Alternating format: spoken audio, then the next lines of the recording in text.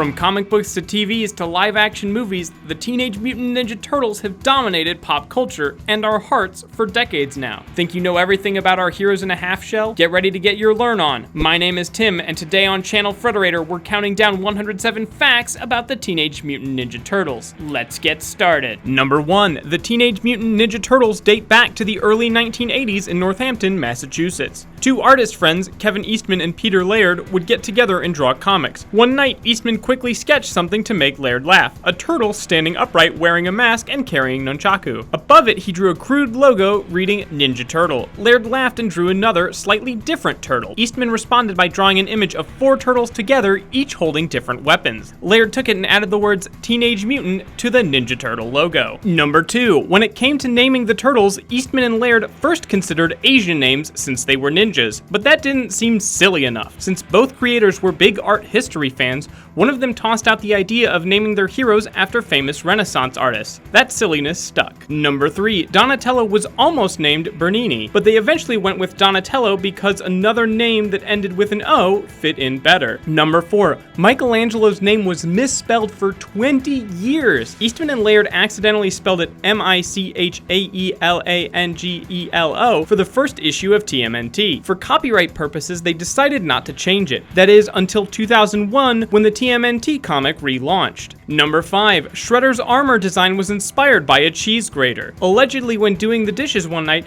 Eastman accidentally put his arm through a rectangular cheese grate, which gave the idea. Because of this kitchen tool, Eastman almost named Shredder Grater, or Great Man. Number 6. In 2012, the original drawing Eastman and Laird created, that fabled night, fetched $71,700 at an auction. Number 7. The first Teenage Mutant Ninja Turtles comic was only meant to be a single issue. Creators Eastman and Laird were so hard up for cash that they had to borrow $1,000 from Eastman's uncle, plus the money from their tax refunds, to produce it. Number 8. The duo printed 3,000 copies of the comic book Teenage Mutant Ninja Turtles #1 in 1984.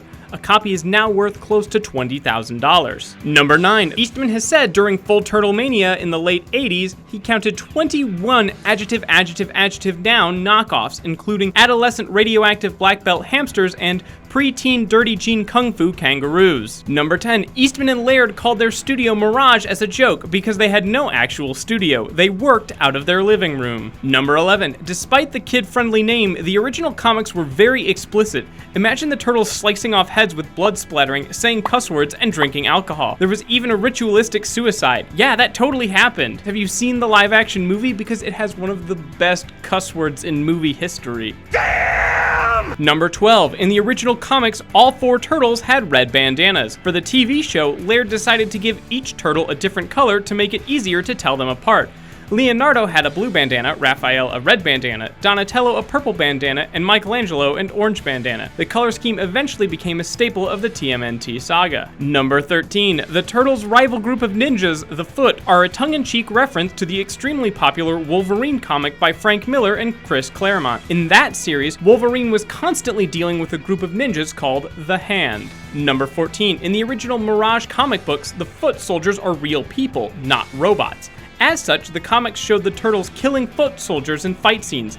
Due to issues of violence in children programs, the first TV cartoon had the soldiers changed to robots, and the turtles never seen killing anyone despite their use of offensive weapons. Number 15. After the comic took off, co-creators Kevin Eastman and Peter Laird were approached by Surge licensing president Mark Friedman. Friedman, wearing an expensive suit, arrived in Northampton to find Eastman and Laird painting their apartment in shorts. He promised to make them millions, and a skeptical Eastman and Laird drew up a non-exclusive 30-day contract on a napkin. Number 16. Within a month, Friedman had a commitment from Playmates Toys.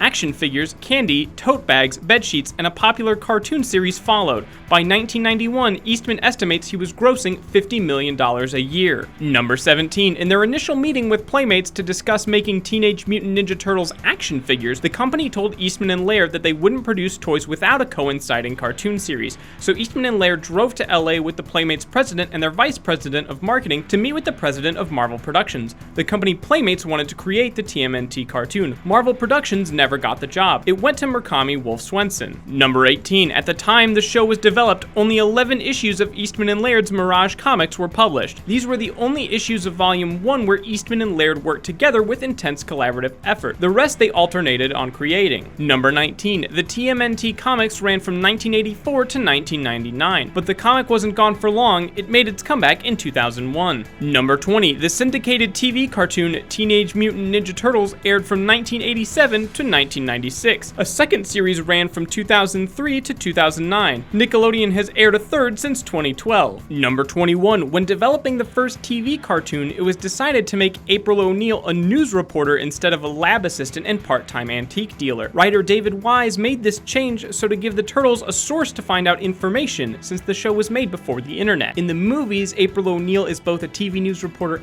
and a part-time antique dealer, so she kinda gets back to the original origin. Number 22. When production started for CBS, the show was aired in hour blocks consisting of 2 episodes. The first episode was always an action-oriented one, and the second one was always comedic. Number 23. Eastman and Laird originally attended a few of the voiceover sessions and seemed uncomfortable with what they heard. The producers tried to get the voice actors to be less comedic in their performances since the original comic was serious in tone, but they still ended up playing it light. Number 24. Peter Laird was never a fan of the cartoon. He was quoted as saying, "Had I been making the key creative decisions for that first animated series, it would have been very different. There would likely have been no moronic henchmen like Bebop and Rocksteady. The Shredder would have been seriously malevolent. The Turtles would not have been so ridiculously obsessed with pizza, and the show would not have had a joke or gag every 5 seconds. Number 25. Like other cartoon series built around an action premise, TMNT did not escape criticism by parent groups for its violence. In the case of this series, schools began reporting that children began getting into fights during recess and seriously hurting one another in an attempt to mimic the martial art moves depicted in the show.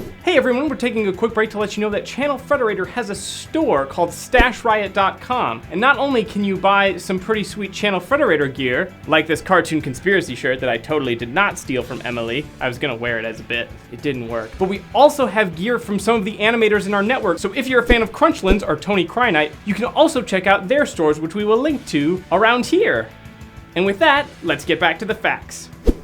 Number 26. One episode of the cartoon series had to be pulled before it aired in America. The episode was titled Insane in the Membrane, and it featured Shredder torturing scientist Baxter Stockman by slowly dismembering him. Number 27. The TMNT were particularly popular in the UK, where in the run-up to Christmas, the Army and Navy store in London devoted its entire basement to everything turtle-themed. Number 28. However, the first TV cartoon was renamed Teenage Mutant Hero Turtles for its UK transmission because of the controversy surrounding ninjas and ninja-related weapons. Number 29. In fact, the nunchuck debate got so intense that beginning in season 4, the syndicated TV show started phasing out Michelangelo's nunchucks and had him use the turtle line, a turtle shell-shaped grappling hook used by all the turtles as his main weapon. In season 5, the nunchucks were not even kept on Michelangelo's belt and disappeared without any explanation. This is a direct result of nunchucks being outlawed in many countries. Number 30. For season 4, 26 episodes were produced for CBS's Kid TV Saturday morning lineup. However, the European vacation episodes were not seen in the United States until USA Network started showing reruns in late 1993. Number 31. CBS decided they wanted the show to be darker after getting beat in the ratings by X-Men, a show featuring the original comic book mutants. Number 32. The Turtles were originally hired to write the theme song, but they never got around to it. Chuck Lorre and Dennis C. Brown wrote the original theme song in 2 days,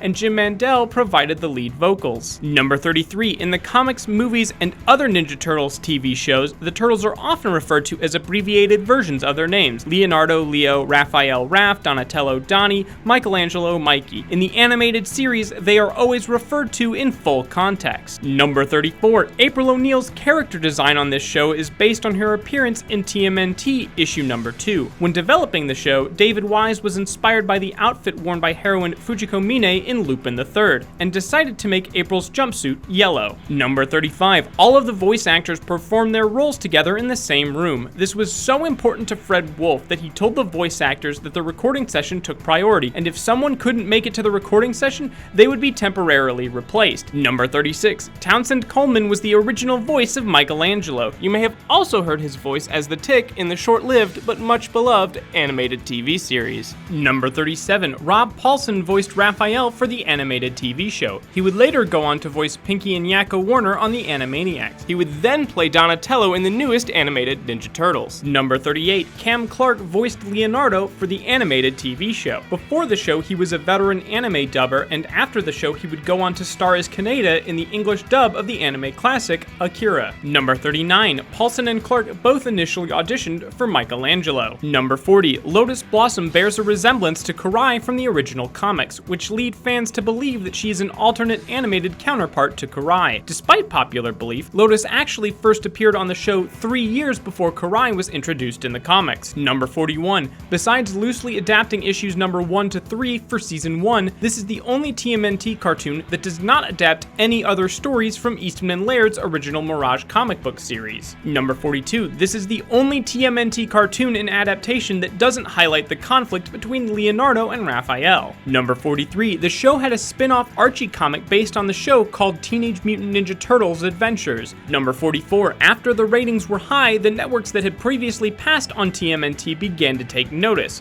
Fred Wolf was doing some work with Judy Price at CBS, and she was watching the phenomenon of the Turtles' success. Even though this was a network that had turned the show down initially, Price thought a deal could be worked out.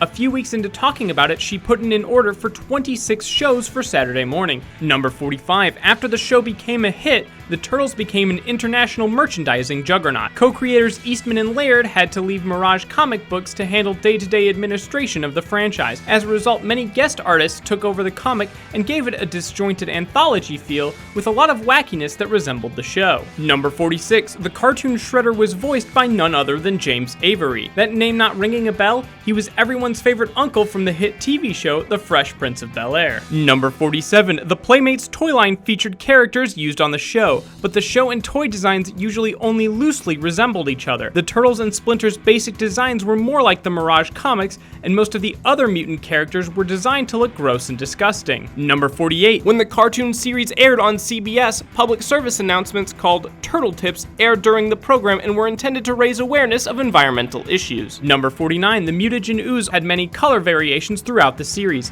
The mutagen seen in season 1 had a pinkish glowing color. However, starting in season 3, green mutagen was introduced, which became the most common color in the series. Number 50. In the comics, Shredder was the leader of the Foot Clan. He did not have the goofy sidekick villains Krang, Rocksteady, and Bebop, which were created for the series to add humor and sell toys. Number 51. Baxter Stockman's ethnicity was changed to white for the show. In the comics, Baxter was African American and did not mutate into a human fly. April O'Neil was also changed. As some of the episodes of the first comic suggest, she was probably African American as well. Number 52. The Rat King was changed for the show to be just a guy who's living in the sewer. Also, the cartoon Rat King is more handsome and has a full head of hair as opposed to his hideous Mirage comic counterpart. Number 53. Instead of being an exotic pet flushed down the toilet, Leatherhead was given 2 new backstories for the Archie comics and show respectively. Number 54. Though Casey Jones ended up being a regular in the Mirage comics, he was only an occasional guest in the first cartoon series. His personality in the series is also drastically different from his comic counterpart. Number 55. Casey Jones never once took off his mask throughout all the course of the syndicated TV show. Despite that, in the comics and other Ninja Turtle adaptations, he's been seen without his mask on. Number 56. Writer David Wise admitted that he preferred and always wanted the show to have the serious action-oriented tone of the last 3 seasons. Number 57. The first series is the only version where Leonardo doesn't have a shoulder strap and scabbards to store his swords in. Number 58. The 3rd season, containing 47 episodes, aired daily beginning in the fall of 1989, bringing the total number of episodes at that point up to 65, a magic number for syndication. The Turtles' future as an animated property was secure. Number 59. At the time of its final episode, it was the longest-running cartoon in American TV history. However, this record was beaten 2 years later by The Simpsons. Woohoo! Number 60. Fred Wolf Films, the animation company, sued Eastman and Laird for half the royalties that they made in the entire history of the property. They claimed that they created everything about the Turtles that made them such a big phenomenon. Number 61. In the comic book and the 1990 movie script, the scene where the Foot Clan leader Tatsu beats up one of his soldiers ends with the death of the boy. To avoid murder being in a children's movie though, the scene was recut with the boy's life being spared. Number 62. In the 1980s, the first pitch for a film treatment was from Schlockmeister Roger Corman's New World Pictures. The idea was to have the Turtles played by 4 comedians who were popular at the time: Gallagher, Sam Kinison, Bobcat Goldthwait, and Billy Crystal. The actors would be dressed in turtle shells and have their arms and legs painted green.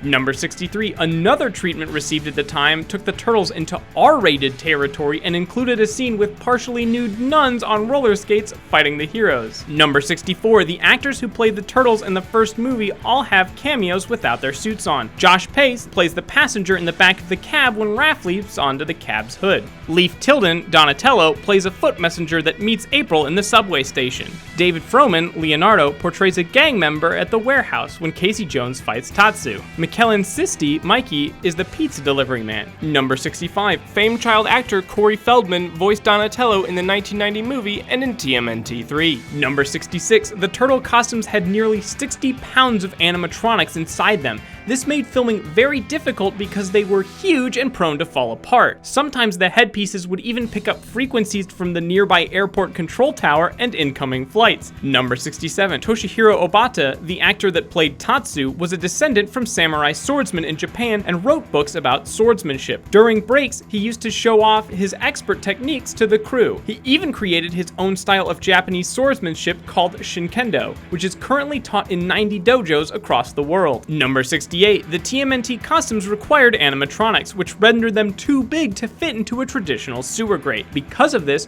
all the grates in the movie were custom made. Number 69. Though the first film was supposed to take place in New York City, it was mostly shot in Wilmington, North Carolina. Number 70. In the 1990 movie, Sam Rockwell's character tells the police to go check out the East Warehouse over at Lairdman Island. It's a nod to creators Eastman and Laird. Number 71. Buffalo Bob from The Howdy Doody Show filed a multi-million-dollar suit against Eastman and Laird, claiming the Turtles copied his catchphrase, Cowabunga. Can you believe this guy? Number 72. The third film is the only Turtles film where they are never heard using the signature catchphrase, Cowabunga. Number 73. The Ninja Turtles have appeared in 5 movies. The first one, Teenage Mutant Ninja Turtles, released in 1990, was a huge success, making over $200 million worldwide. Number 74. The first film featured a swamp scene in the trailer. The scene was actually a plug for the upcoming second film, The Secret of the Ooze. Number 75. The legendary special effects artist Jim Henson used an advanced mix of full-body puppeteering and animatronics to bring them to life. Number 76. Henson was unhappy with the finished product of the first movie. He thought the violence was excessive, pointless, and not his style. Number 77. Kevin Clash voiced Master Splinter in the first 2 TMNT live-action movies. Kevin Clash is the voice of Elmo on Sesame Street since 1984. Number 78. There is an alternate ending to the first movie. After the initial conclusion of the film, April O'Neil pitches the idea of Ninja Turtles to a comic book company. Number 79. After the first film, Playmates Toys refused to produce any movie-based toys. They deemed the movie too violent, but changed their tune after the release of the toned-down second and third installments of the series. Number 80. The first movie was the highest-grossing independent film of all time. It made over $133 million at the domestic box office. They lost their crown a few years later when Pulp Fiction hit theaters. Number 81. The costumes made for the film production were extremely heavy, which, combined with the North Carolinian hot weather and humidity, made all the actors lose about 20 pounds by the end of the production. Number 82. Actor Josh Pace had particular issues with the costume. Suffering from severe claustrophobia, he had to remove his turtle mask after every shot. Number 83. Similarly to TMNT, real turtles also have no outer ears. Instead, they have excellent sight and smell. Number 84. Being such a big fan of the TMNT,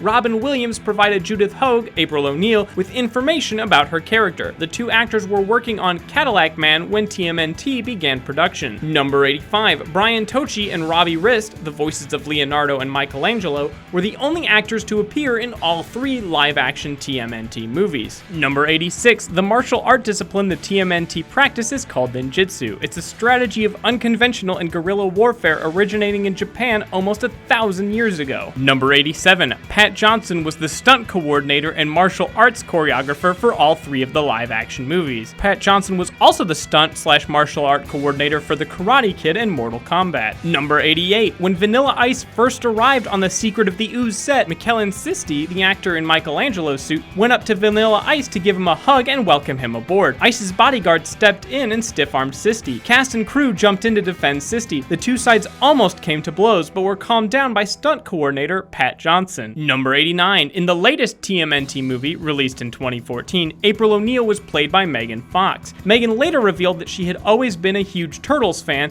and that Michelangelo was her favorite turtle. Number 90. In the 2014 version of the movie, it would take the crew almost 2 hours of each day to get the actors into their turtle suits. Number 91. To create the most realistic portrayal of the Turtles ever for the 2014 film, filmmakers used popular movie characters as inspiration. According to visual effects supervisor Pablo Hellman, Leonardo has Russell Crowe's eyes, Michelangelo has the sly comedic delivery of Bill Murray, for Donatello, Leonard Nimoy's Spock inspired some of his more nerdy nuances, and Raphael channeled Clint Eastwood from the Sergio Leone spaghetti westerns. Number 92. To bring the Turtles to life, 4 human actors spent days training at a ninja boot camp and wore bulky motion capture suits that were developed specifically for this production. Number 93. The Turtles' mentor and adopted father was based almost entirely on famed Japanese actor Toshiro Mifune, who appeared in almost 170 films in his lifetime, most notably for director Akira Kurosawa. Fans of Kurosawa will notice Splinter's hair looks familiar. Number 94. Speaking of Splinter, his name is a parody of Daredevil's own mentor, Stick. Number 95. Daredevil is not the only comic to get some love from the Turtles. The teenage aspect came from DC's Teen Titans, and the mutants from the X-Men. Number 96. The Turtles are the third best-selling toy property of all time, behind G.I. Joe and Star Wars. During the first 4 years of TMNT Media, beginning in 1988, $1.1 billion worth of toys were sold. Number 97. Steve Barron was the director of the first TMNT movie. Prior to directing the first live-action movie, he directed Michael Jackson's Billie Jean,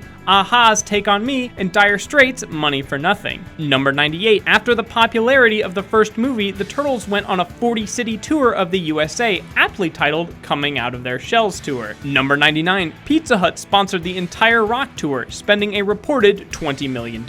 Number 100. The TMNT were so famous for their pizza weakness that it caused a battle between pizza giants. Pizza Hut won the Rock Tour marketing campaign, but it was Domino's who successfully won the privilege of being featured in the first movie. Number 101. There was supposed to be a fourth TMNT movie in the 90s. It was going to be a much grittier film, and Kevin Eastman even did some concept art. Number 102. The fourth movie would have featured a fifth turtle named Kirby, after the creator's idol, Jack Kirby. Kirby was a legendary comic book artist who helped develop the Avengers and the X-Men. Number 103. There eventually was a fifth Ninja Turtle, and her name was Venus de Milo. She joined the TMNT team for the very short-lived Teenage Mutant Ninja Turtles: The Next Mutation. At some point during the series, the character mysteriously vanishes and no official explanation is ever given. Unofficially, nobody liked the character. Number 104. The Turtles have been featured in 23 arcade and home video games since 1989. The debut video game on the NES is one of the best-selling NES games not made by Nintendo. The game sold roughly 4 million copies. Number 105. The aforementioned game is considered by many to be one of the hardest video games of all time. It also didn't help that Donatello was far and away the best turtle to use, but if you ever died with him, you couldn't select him again. You had to pick one of the other 3. Number 106. The soundtrack to the Turtles' American-wide Rock Tour was sold in stores. You could also get a free copy with any purchase of a large one-topping pizza and a commemorative collector's cup from Pizza Hut. Number 107. Just like Star Wars, the Ninja Turtles have a terrible live-action Christmas special. The direct-to-video special from 1994 was called We Wish You a Turtle Christmas. The special is filled with many musical gems, including the Rap Rap, which is one of the most embarrassing and awesome songs to hit the internet. The rap rap. Thank you for watching Tuned Up's 107s, where we cover everything you've ever wanted to know about your favorite cartoons. If you like this video, you might also like our 11 facts about the Ninja Turtles, one of which is wrong, so it's a little bit of a treasure hunt for you. We also have, if you're into superhero teenage teams, we have 107 facts about the Teen Titans, which you can also check out over here. And remember to check out StashRiot.com for gear from channel Frederator, Tony Kreinite, and Crunchlands, and more. And remember, Frederator loves you.